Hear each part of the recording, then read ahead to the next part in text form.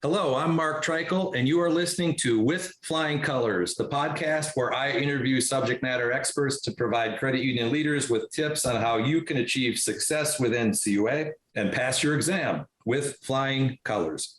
Today is part 2 of NCUA's Exam Priority Letter. There's so many priorities this year, up from 11 when the highest ever before had been 7, that we decided to break this into 2 podcasts.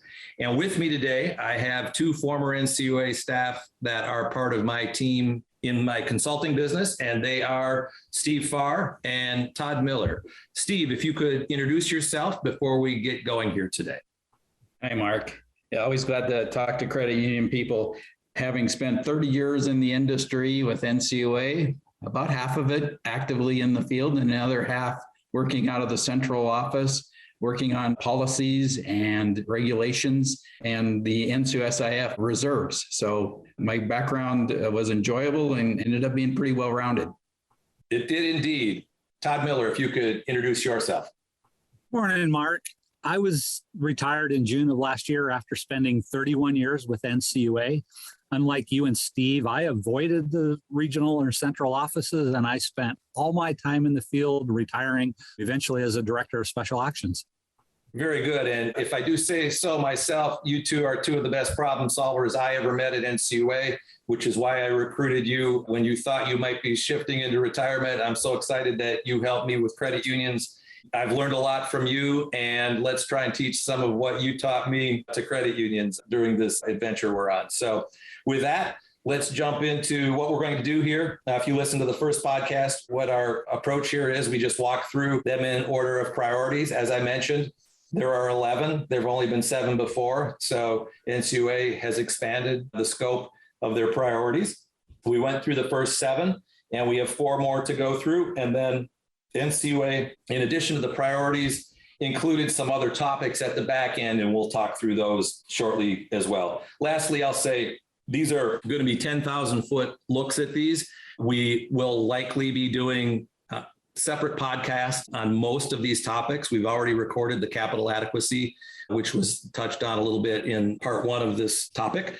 And the first item, which is item number 8, is loan participations. And as I mentioned previously, some topics hit this letter every year. Some topics are new this year, and loan participations is a topic that's new this year. And not only is it new this year, going back as far as 2017, loan participations has not been specifically highlighted in this letter. So that means something. With that, let me know your thoughts on loan participations as it relates to the priority letter. Thanks, Mark. I'm going to speak to that issue because I was looking at why did NCUA put this in the letter? What became real evident to me when I was looking at a financial performance report for the industry, and that loan participations growth is just much more than it's been in any prior years. It was 25% annualized through September. So there's much more activity going on in this area. So essentially, if it's growth in that area, let's take a look at it, make sure we understand why, and that it's being done in a safe and sound manner. In order for the participations to work well, both the parties in that have to be doing their job well. It's the originators and the purchasers, and both have their duties that have to be completed well for this whole item to not become a problem within the industry. The participations are well controlled on a high level within the regulation 701.22 that speaks to the requirements of both originators and purchasers. But it really comes down to originators doing a good job of not selling off just terrible stuff they don't want to hold, and purchasers doing a good job of their due diligence to make sure that they're not buying somebody else's crud. So this one really comes down to the institutions that are essentially purchasers. Do your due diligence and make sure that you're very comfortable with and know what you're buying, who you're buying it from. And then once you have it, you need to be able to monitor and control that. So you have to have the structure in place at purchase, monitoring throughout the life of those loans. Very good. And as I mentioned in part 1, if you're going to do it right is another way of saying some of what you said there, Steve, but what you said is spot on. I will say that it's growing. There are credit unions that have excess demand, And there are opportunities out there where credit unions that are smaller, that might not have the ability to get loans out, can provide some liquidity to the other credit unions that have the excess loans. And again, if they do it right, it can be a win-win. If you do it wrong, it can cause all sorts of challenges for you. So it's a tool in their toolbox. NCUA just wants to make sure that if you're going to do it, you do it right. And the due diligence that you referenced there are third-party due diligence letters to credit unions that play key in this type of arena. Any other thoughts on automobile lending before we move on to our next topic? All right, so next up is fraud, which is on the 2022 letter. It was not on the last 3 years prior to that, and then it was on in 2018 under the internal controls and fraud prevention. So I'm sure that we have quite a bit to say on this topic. And with that, let me know your thoughts on fraud as it relates to this letter to credit unions. Yeah, this one's interesting. There's 3 sentences on this subject, but I'm sure to all of us, experience in the field, it means much more to that. It says that offsite procedure, many credit unions over the last years has increased the potential fraud risk. Well, that's for certainly sure. We talk about increased opportunity for fraud because of the offsite nature. It's not just offsite exams. Many of the audit procedures are offsite. And in my experience with credit unions, when I was active in the field, was identified fraud or came across fraud in a fair number of institutions that hadn't been identified before. And it was always because of something I observed with generally a staff member. One was as simple as listening to a conversation of a person really high up in lending function about he was enamored with his fake Rolex. It just struck me as this guy, some of these things are really overly important to him in terms of status and that. So I thought, but I'll go make sure that we give his account a close look. And sure enough, he was committing fraud in order to be able to support his lifestyle. Now, if examiners aren't in there and hearing those discussions and observing people, those opportunities for us to identify fraud aren't there so much. And I'm sure you guys have other experiences that'd be interesting to hear. We've all had some interesting challenges in this arena, especially having spent so much time in special actions. Todd, any thoughts? Just a couple. Steve mentions opportunity. If you leave your doors open, eventually someone's going to walk in and take something. I think there's a couple things with COVID. Credit unions, not only are they offsite, but they've been working really hard to help their members too, which kind of lets your guard down a little bit. It's interesting in my career, most of the frauds were almost found by accident. And a lot of them, it's credit union employees tell you something, or you hear someone else say something. I think a couple times in my career, I've had an employee, they're scared to report something within the organization. And I had one person one time alert me to an employee fraud. And it's like, why didn't you talk to the supervisory committee? Or why didn't you just take this to your CEO? And it's like, well, I've been here 5 years. The person I've been reporting on or telling you about has been here 25 years. I'll get fired if I report it. So they let you just tell your examiner that. Other things that have happened. I've had credit union employees just, you didn't ask for this loan file, but maybe you should look at it because they're uncomfortable and uncertain what to do within their organization, even though they know something inappropriate is occurring. And a lot of frauds get found that way. And here during the COVID environment, we're not having those human relations. They can't walk into the room and put a jump drive on your desk and say, hey, maybe you should look at this. And so there's just a lot of uncertainty created by that environment, and opportunity is increased. And I guess I would just say one other thing is when you have economic uncertainty, fraud always increases in those environments. So we kind of have a trifecta going on here in that. We have this economic uncertainty, which leads to increased fraud. We have a greater opportunity for fraud just because of COVID and all the offsite posture. Auditors are offsite, examiners are offsite, employees are offsite.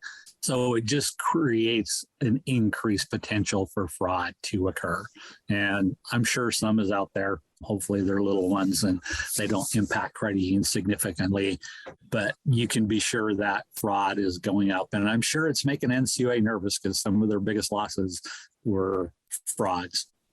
A lot of little losses and a handful of large ones, but the large ones can take a big hit out of the insurance fund. As Steve, one of the things you were talking about is the gentleman with the Rolex watch and your conversations with him, and then you dug and you found some things. I was in an exam when I first started within the first year or two. And on a lunch break back in the credit union's lunchroom, and a talkative teller came back and was talking about things, and then started asking about what happens when somebody gets caught stealing money and do they prosecute and all these things. And we had a discussion about CUMUS and losing your bond. I completed the exam. Next time I came back, that teller wasn't there anymore, as she had been taking money out of the till or another account, a dormant account. And I didn't take that next step. Your radar was a little better than mine in that instance, but in hindsight, being 2020, it all started to make sense. And Todd, you talked about a couple things. You talked about the economic pressure leading to more fraud. You talked about the opportunity, since credit union staff are not on site, and since NCUA staff are not on site, the opportunity is greater. And there's what's it called? The fraud triangle. The third one is rationalization. And people who feel like maybe they're underpaid compared to their peers, or that they have an issue that they need to deal with. So when you get rationalization, you get opportunity, and you get pressure. They call that the fraud triangle, the trifecta, if you will. And that can lead to somebody doing something that they might not otherwise do. I'm sure that NCUA wants to get back on site when they can, but in the meantime, I'm sure they're also doing some things to try and get their arms around determining what's going on in this arena. Obviously, NCUA's exams are not fraud audits. CPA exams are not necessarily fraud audits. They're closer to the ability to catch fraud. And then, of course, there's the whole internal control side of things. So great discussion on fraud. You can tell that gets our juices flowing and reminds us of some war stories that we've had from the past. Next up is LIBOR cessation planning. Thoughts on that? I'll take this one, Mark. This one has been on the priority list for 3 years.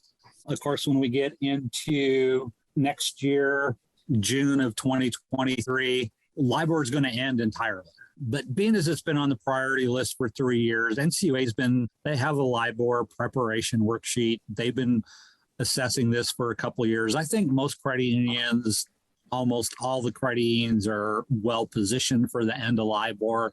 It's going to be on the list until it does go away. They just want to make sure credit unions are staying current with it. They have alternatives worked out. But overall, I think the industry is in good shape when it comes to LIBOR. I think almost all the credit unions have done their due diligence. They know where their risks are. They know how they're going to deal with them. And they're very minimal at this point in time. It's on the letter. It's towards the bottom of the letter. But I do think most credit unions are ready for it. Okay, great. Great summary. Last up, we have interest rate risk. Thoughts on interest rate risk as it relates to the priority letter? Well, I think in this environment, credit unions are in the business of buying and selling money. And right now, buying money or bringing money in from depositors, they're doing this at rates that are at all-time lows. And there's just a great deal of uncertainty of which way rates are going to go. No one ever knows, but when you're at all-time lows, you know that they're going to go up. And I think the agency just is worried about what credit unions might do in response to that.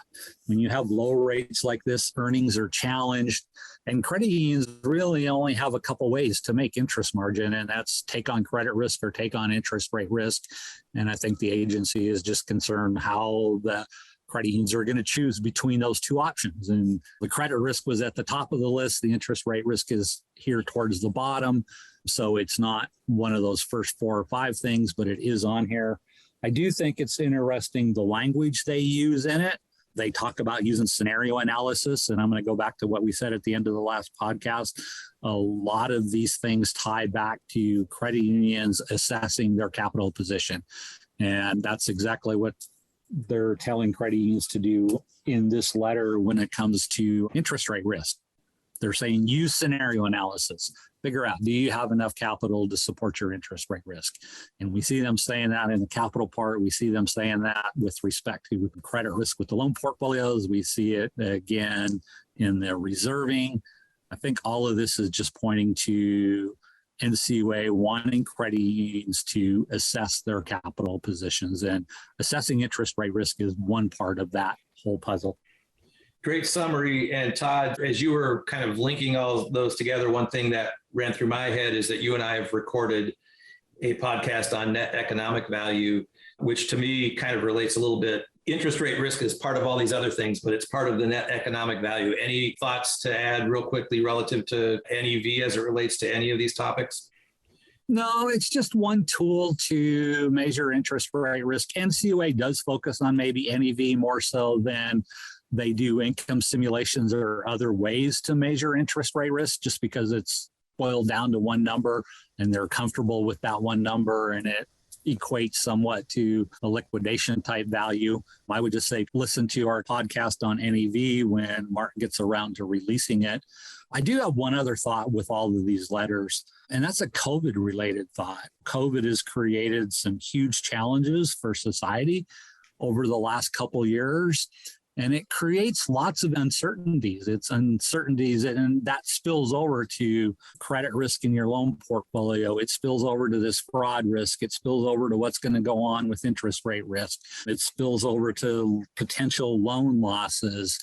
When you have uncertainty, it creates discomfort for the regulator. And when I look at this list of everything on here outside of the consumer financial protection, almost all of them can be tied back to the uncertainties created by the pandemic that we've been facing the last couple of years. And that's not unique to NCUA. Every fragment of society has been touched by it.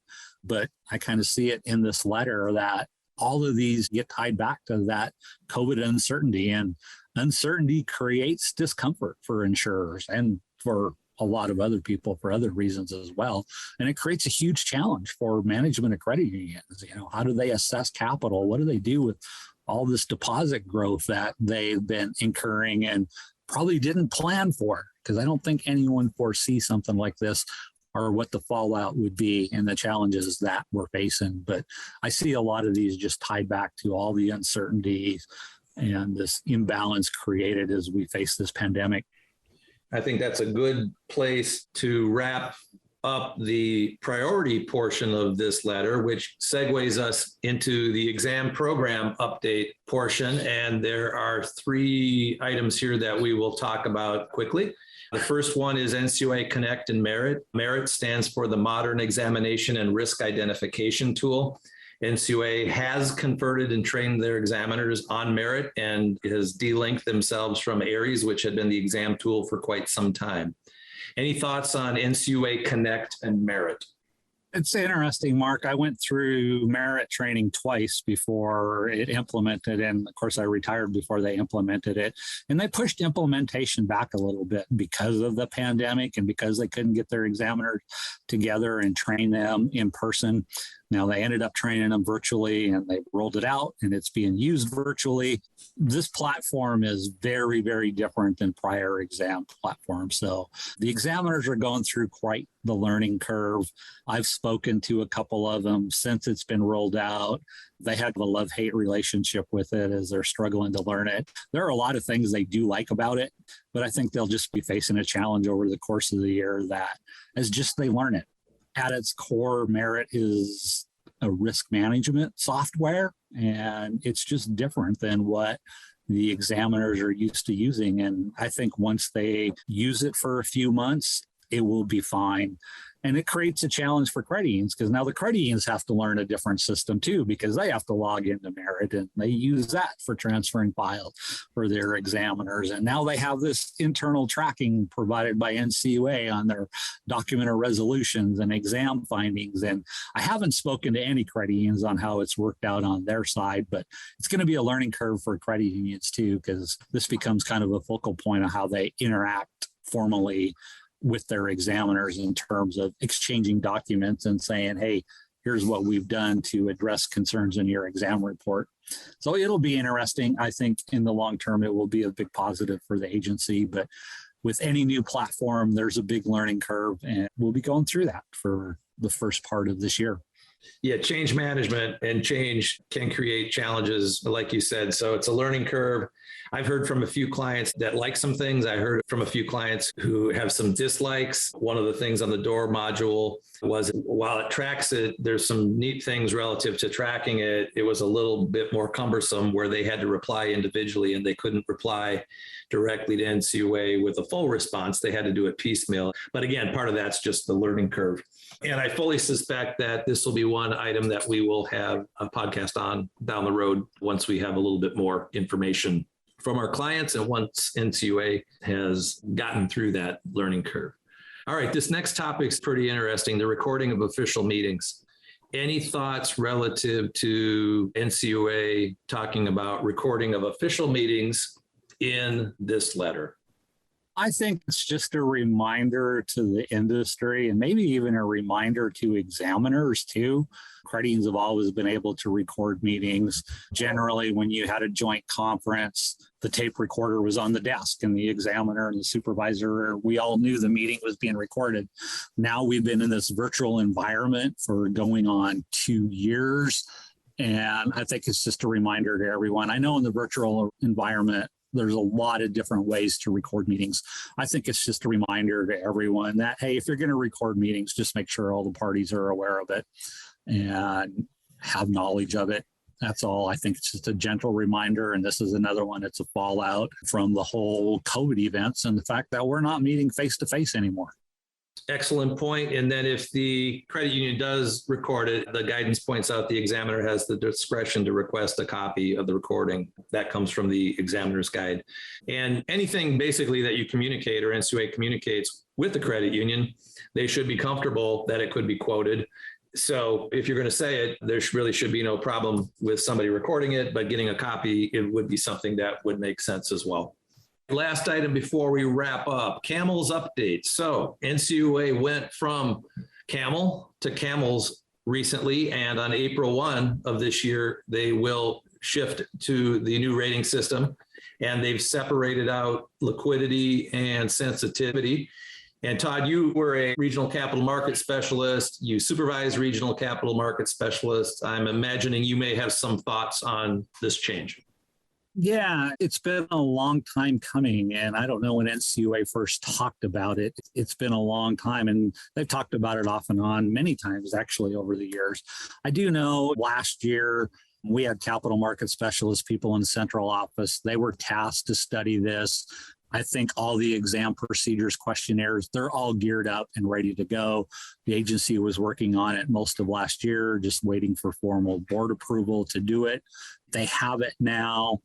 I think credit unions will find it to be an improvement to their exam process when you separate that liquidity risk and interest rate risk, because they tend to go in opposite directions. When liquidity risk is high, interest rate risk tends to be a little bit moderate. When your interest rate risk levels are higher, liquidity levels tend to be a little bit lower.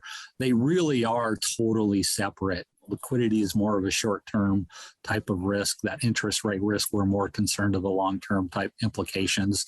And so I think it's just better for everyone that we separate these and rate them separately, because they're two very different topics. And now we're catching up with the rest of the regulators. And like I said, I know NCUA was working on it most of last year, so their policies, procedures, and things are ready to go. So hopefully this is one that will be a very smooth transition for everyone involved.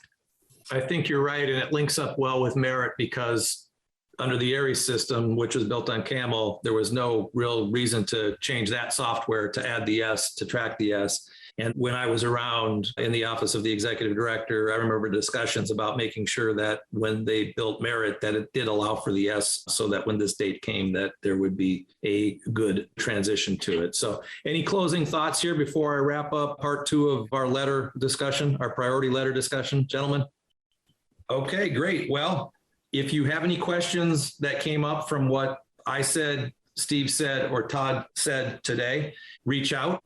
But also reach out if you would like to talk to me about how I might be able to assist you with my specialist's help so that you achieve the best possible exam results. And I can be reached at cuexamsolutions@marktreichel.com, or via my website at www.marktreichel.com.